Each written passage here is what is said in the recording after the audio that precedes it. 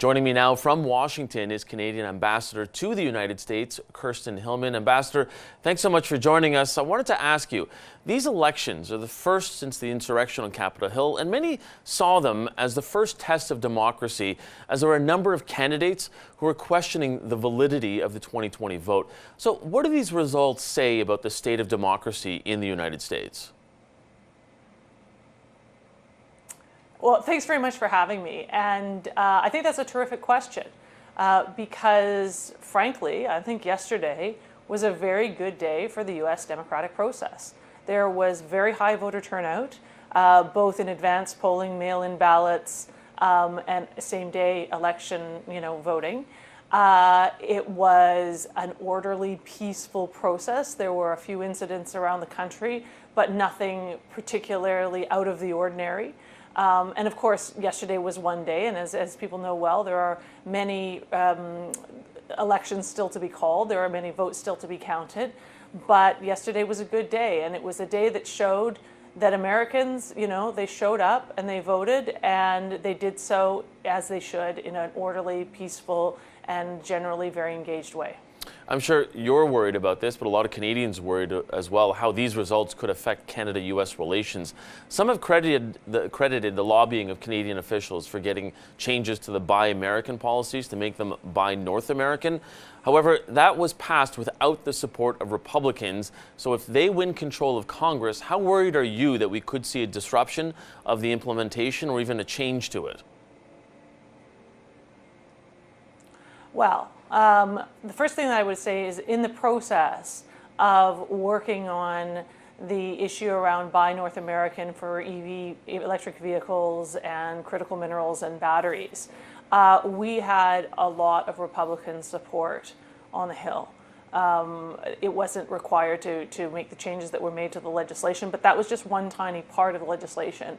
But many Republicans told us that they think that it's essential for Canada-U.S. to have solid, very well organized Canada-U.S. supply chains in particular for critical products. So I guess that is not a major concern for me. And I think more broadly what I'd like to say is that our job here in Washington and in the network across the United States is to build relationships with Republicans and Democrats at the federal level, in states and local governments on issues that matter to us, and that matter to them. And what we find is that many of the issues that are most important to Canada, whether, as I say, it's these critical supply chains or energy security or international security or law enforcement on the home front, or protecting certain waterways and certain lakes, our environment, our north, they're very bipartisan issues because they matter to the constituents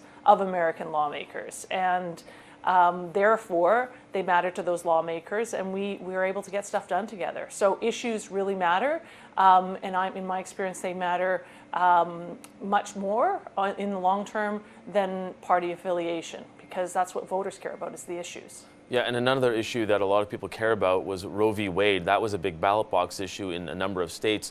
I wanted to talk to you about this interview that the Washington Post had with Michigan Governor Gretchen Whitmer. She spoke about protecting abortion rights. She was asked what women in her state should do if she didn't win back the governorship. Now, she did win that race, but I wanted to talk to you about her answer specifically. Here is what Whitmer said. She said, quote, "One of the things that I've tried to get federal government to prepare for is the possibility of setting up clinics just over the border in Canada." Did you have any conversations about this with your American colleagues? I didn't have any specific conversations with that, have not had specific conversations with American colleagues about that. But I do take your point. I think that it was very interesting that the exit polls showed, when they asked American voters yesterday what they cared about most as they were casting their ballot, number one was inflation. I don't think that's a surprise to anybody. But number two was protecting a woman's right to choose. And we saw that in the results that happened on those ballot box issues in a number of states yesterday, where those rights were protected constitutionally in certain states, and attempts to negate them constitutionally were rejected in Kentucky. So I think that's very important.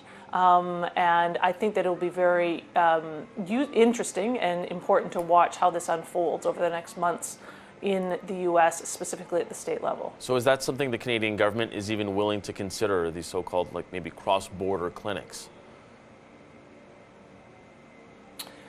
Well, I guess what I can say at this point in time, because there isn't any specific proposal on the table, what I can say is our government's policy is to advocate for a woman's right to choose at home, obviously, but internationally with all our international partners, and that includes the United States.